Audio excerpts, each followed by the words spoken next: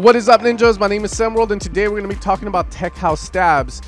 So as you guys know, I work on my sound sets on a live stream, and I was working on an Anjuna Deep inspired one, which is coming out hopefully at the end of this month, when someone commented, yo, saying I would pay for Hotson's 82 tech stabs. So instead of giving you a fish and feeding you for a day, how about I teach you how to make them so that you can make them yourself? And if you still want to support my channel, you can head over to evilsounds.com.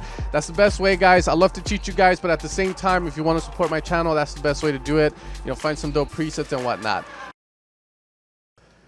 All right, guys, and welcome inside of Ableton. Now, when it comes to the tech stab, guys, alright guys, and welcome inside of Ableton. Now when it comes to the tech stab, there are three important things. The first is going to be the chord. Tech stab is going to be a chord based sound, so in order to achieve that sound you need chords. If you're trying to achieve it without chords, you're not going to get the same vibe that you tend to hear in a lot of these tech house tracks. The second thing is going to be the sound design. You can go with a basic saw with a filter and it's going to sound good if you have the right chords. They both play a role, as if the chords are too bunched up together, it might sound muddy, so you might open voice it, or you might work with a sound that's a little bit more friendlier when you have notes bunched up in mid-low area. The last important thing is going to be the reverb and the delay you decide to go with. Now, this is going to be more important for when you have a tech stab shot similar to the Bloodlines one inside the Bloodlines one, the Hotson's 82. I was about to say inside of Syrup, but you know that's going to be important. So those are the three things we're going to focus on so that you can get the most out of this video. Now, when it comes to you know, the chord section of this video, there are three things you can do to achieve the sound fast. The first one is you can write stuff in. You can make your chords and blah, blah, blah. The other one is going to be to utilize the MIDI effect that you can find inside of Ableton called Chord and set it up that way. And we're going to be doing both ways. And then the final way is going to be to just program it inside of the synth. Now, I am going to say that if you're not selling presets for a living or making a free sound bank full of tech house stabs, there's no reason for you to go into the synth itself and do it yourself like so, because it kind of limits you when it comes down to the sound design of it, as you're gonna find if you try it. However, if again I'm making sounds for people that they might not know, or I feel they might not know the tech stab theory, then that's when that might come in handy. From there, the first thing you have to realize is you have to learn how to make chords, and I'm assuming most of you guys do already. So we're gonna just go this one. So what I have here, guys, is, as you guys know, to make a chord, it's mine. Okay. So for this tutorial, we're going to be in A minor, and as you know, you need a +3 semitone, a +7, and your root note or your bottom note to make a chord. If we're in A, +3 from it is going to be the C, and +7 from it is going to be the E. That's going to give you the very standard A minor chord, which sounds beautiful. Now, the difference between a tech stab and a chord stab is going to be that when you start to move around, usually with a chord stab, you try and stay in key. So if I move this here, you're going to see that I'm hitting that A sharp, G, and D. Well, here, most people will do that.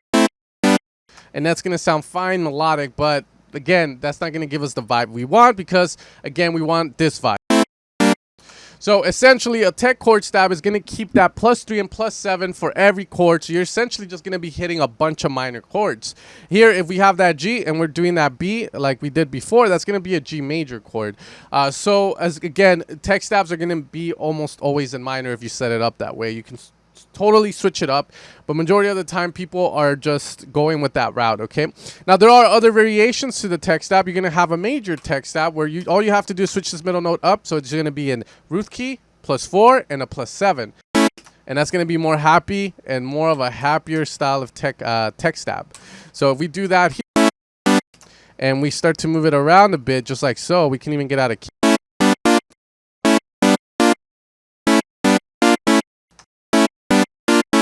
Okay, it's gonna sound like that. That is sort of like the concept behind it, the tech stab. You kind of stay. You can do the minor, you can do the major, and there's a lot more variations you can do as well. You can find them all in the chord area. However, for this tutorial, we're just gonna keep it there. Okay. Now, the first example we're gonna have is gonna be from the track Veins by Hotson's 82, which is a banging track. It has this very awesome tech stab, which is actually really a simple sound to do. We're just going to recreate it by using signs, even though there's a little bit more to it. But you're going to see how important and how it is to the vibe.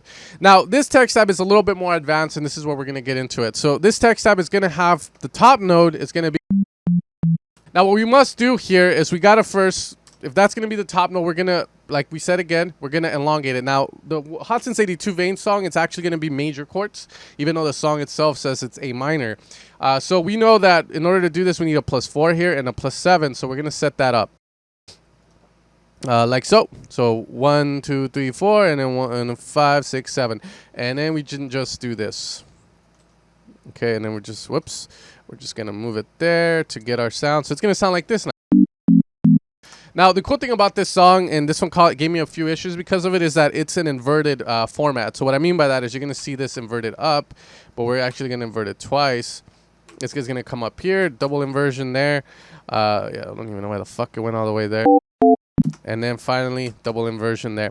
So what that tells us is you can do inversions with text tabs as well. So that opens up the possibility of doing it this way. It's pretty cool. And then we just need to filter it down. Now what we're going to do is we're going to make this sound a little better by shaping. Okay, we can add a bit of FM as well. That's going to give us a little bit more harmonics in there so that it sounds a little fuller. We can go +1 and give it a higher pitch FM. And now we definitely need to EQ some of those lows out. That's causing issues. And that's the problem with text tabs here. We're going to go up maybe one more octave on it. And there we go. It's a little better. Okay, from here, we can also just grab this up here and just put it down there, which is something Hot Since 82 does. And now we have the full out text tab vibe. It's a very unique sound, I'm not going to lie, and it's fairly hard to recreate in the sense that you really need to have those chords set up or it's going to sound nothing like it. Now, the next thing, like I was talking about, is going to be the effect. The effects are very important, and what I suggest you guys do is that you set up yourself some returns. We're going to have your long reverb, medium reverb. For this genre, it's heavily recommended just because you don't want to mask the original source too much. And what I mean by that is that when you use a reverb and you apply it to your text tab or to your sound, essentially, what you're using a dry and wet, you're controlling the volume of the wet and the dry signal. The dry signal is, and the wet signal is. Okay, so you're essentially kind of like mixing them together. If you have it on a channel, that's what's going on. Okay, so that's the problem. If you go too high on the you start to push it more to the back of the mix. You start losing the original punch of the original. So the best thing to do is going to be to set that in a return. Because this way, if I decide to go crazy with the send and send it all the way, I still maintain that power that the original has. Because I'm not masking this sound like with full reverb. I'm just adding that to it. So think of it as a layer. It's a lot cleaner and it helps out a ton, guys. And from there, you know, the reverb's going to be everything. Okay, you can also add a low pass filter if needed and then just shape your sound. So we're not going to focus too much on recreating the exact sound, but just enough so you kind of go like, okay, that's close enough to a point where this guy probably knows what he's talking about. All right, so you can do a lot with that. Let's put the arm. Okay, you can give it a bit of attack if you so it doesn't sound so punchy. If you want to go down that, right? There's a lot of stuff to do. So once we have that, guys, you can add more to the layer. Now, he has this sort of FM vibe that goes with the lead, so you could definitely add a bit of FM there. Or you can start to layer with other stuff like different wavetables. That's where the fun kind of starts, because then you can just start to give it a bit more body with the... So just one down an octave, and then from there we can just play around till we find something that we like. Okay, you can then apply like little changes if that's what you want. To give a bit of movement, maybe we can use one of the FM ones with that FM movement. Lower this down so you don't get so many highs. Okay, so that's going to be an example. Now for the next example, guys, what we're going to do is another shot that's going to be more saw based, and it's going to be similar to that of Hot Since 82's Bloodlines shot, which you can hear throughout the song. Now the difference between this one and the Veins one is that this one hits once and then it allows the reverb to breathe a bit, to develop, to create that atmosphere for the track. So in order to do that, we're going to actually switch the reverb to a Valhalla one, which is going to be the large chamber, 5 seconds, and then we opted to change the high cut on it so it's not so bright. We want this to have more of a drowned out vibe, kind of dark, kind of reserved, not so open and fucking reverb like Endless Smile. Okay, so track is going to be in the key of B minor, and it's safe to assume he probably used the B minor shot as his chord. So we're going to use that here, and let's set that up. So it's going to be the B plus 3 and a plus 7. We're in minor. So if we play that with just the saw, let's lower the volume a bit. It's going to sound like that. Okay, might be a bit too bright, so we'll lower it down an octave if we need to. But as of now, that's the way it's going to sound like. Now let's put a filter on to get more of that reserved close vibe, and then we're gonna use an envelope to activate that shot. Open that up.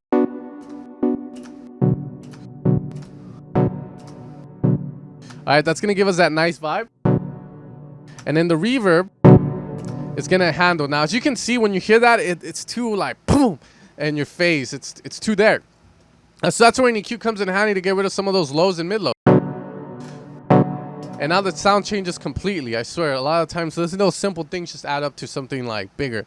Okay, so let's see. Let's go with a more low 24 filter, so less highs come out. So now that we have that, we can play around with this. Like we can do the inversion here on the D maybe to get some more of the upper ones without getting too bright.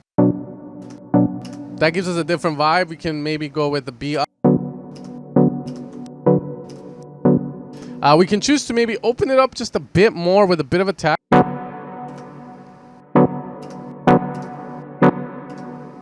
Maybe a bit of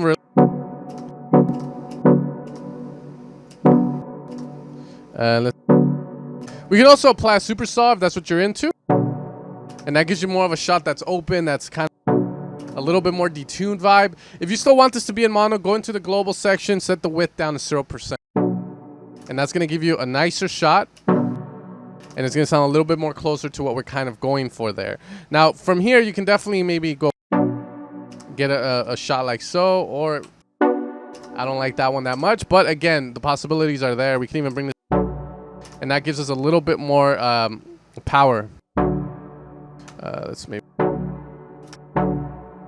okay, a lot of things that we can do with these kind of shots, guys. Now in that track there's two shots. There's going to be this one that's a little bit lower, and then there's another one that has this sort of high end to it that's really nice, that has a little bit of more reverb, and that one has maybe like a bit of delay, which we can also apply. So when we apply delays to this, a lot of times you just want to ask, do you want to create a certain space for it? What kind of space? Do you want a trippy one? Do you want a basic one? Do you want a ping pong? We can definitely send it there 100% on. Then from there you can use the filter to kind of just get the frequency you want, which is going to be that. So we send it more. Maybe more feedback will give you more. It's going to last a little bit longer. So again, a lot of possibilities that you can do with these kind of sounds. You can also choose to make the chord longer if that's what you're into. Have up to fifth. That's just going to make it a little bit bigger. Let's increase. And then from there, we can add this sort of envelope hit to it so that it hits harder. Now, this is not what the track does, but this is just, again, possibilities for you guys to use. That's going to give it a little bit more of a knock. That's going to be more old school tech, but it can still work. Here you can do something like that, maybe like there we go. Really, really hard stuff there. Okay, another thing we can also do here, guys, is just again switch that to different, like a square and whatnot. So experiment with that. Essentially, the chord shots are going to come from the chord or the tech chords or tech stabs are going to come from the chords that we create with it. Now, the last thing I want to show you guys is we'll actually use this preset without that envelope because it's a little bit too knock for me right now. Let's move this. The last thing is we can also use the chord-based feature inside of Ableton if maybe that's what you're into. So we're just going to get rid of that, and we're going to set the chord-based feature up, which you can find in the MIDI effects. From here, we already know Shift 2 plus 3, and then Shift 3 plus 7. And we kind of get the same concept. Okay. The cool thing with this one is you can definitely like play around with it. So if you're hitting like a B, you can start moving that note around to other, and then you start to get your melody inside. And then if you loop that, Okay, so have fun with that, guys. I hope this helps in creating those kind of text tabs, and I'll catch you guys next time. I'm a little bit tired, if you can't tell, but I wanted to make this video for you guys as it was requested. So hopefully that helps, and peace out.